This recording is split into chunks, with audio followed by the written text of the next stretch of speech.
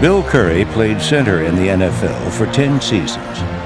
He snapped the ball to two Hall of Famers, Johnny Unitas of the Colts and Bart Starr of the Packers, and won Super Bowls with both. In 1980, a struggling Georgia Tech program hired Curry as head coach.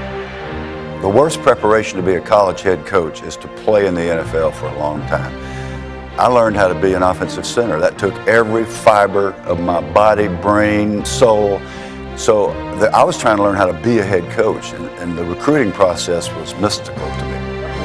At one of his first spring practices, Curry was visited by a high school recruit. I said, Ken, you've watched us practice now. What do you think? He said, I guarantee you this, Coach, I can help you.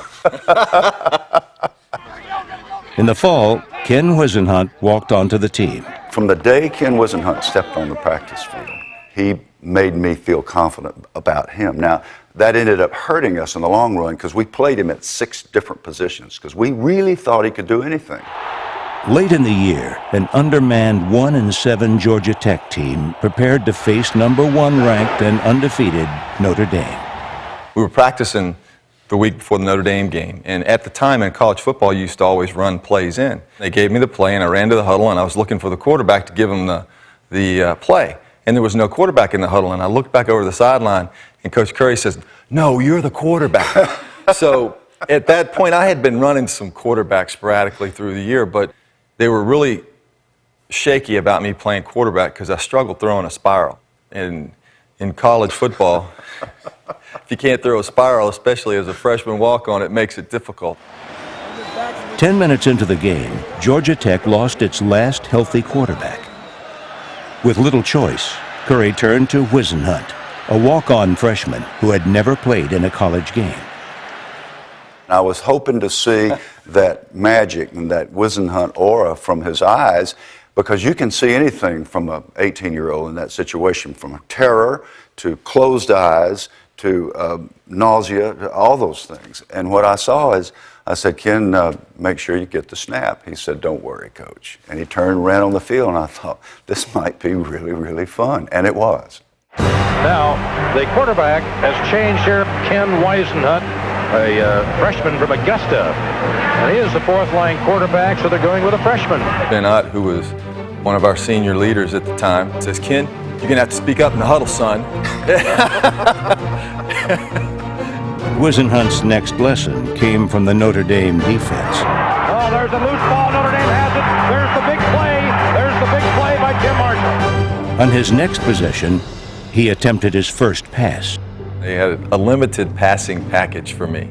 The spiral thing, was a problem. So I remember rolling to the left, and we had him open in the flat, and I let the ball go. It was a beautiful spiral. The only problem was it came down about 5 rows up in the stands, completely sailed over our receivers' heads. Later in the game, we had the option, the same thing, essentially going right, and Jeff Kiesler, who was also a freshman, was clearing out. And I came out to the right side, and I'll never forget seeing him wide open. And that split second in your mind where you say, should I do this or should I not do this?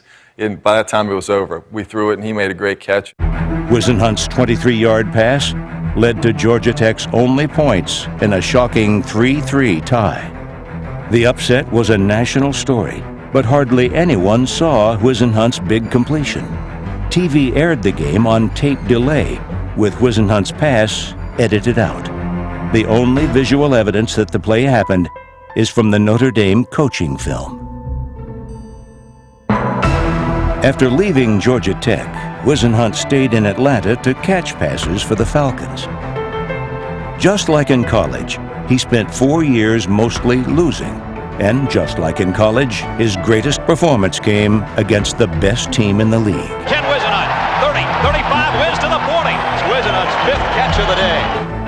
Whisenhunt's career day helped the Falcons to an upset of the eventual Super Bowl champion Washington Redskins.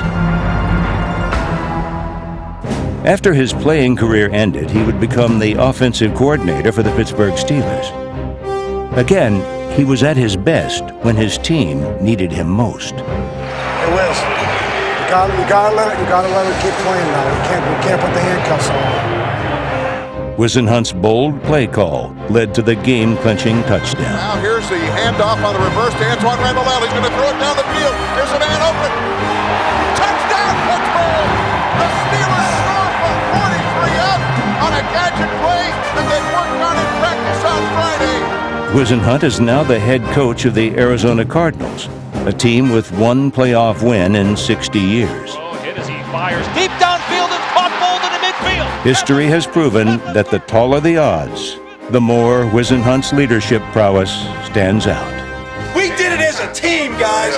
We did it as a team, like a bunch of mad, angry birds. There's a presence that real leaders have, and not many of us have it. But if you step in the huddle with Bart Starr, you look in his eyes, you see a certain thing. If you step in the huddle with John Unitas, you see a certain thing. Ken Whisenhunt has it. It's a presence. It's a leadership presence. He had it when he was 18 years old. He has it now. And if people take care of that gift, then they do great things.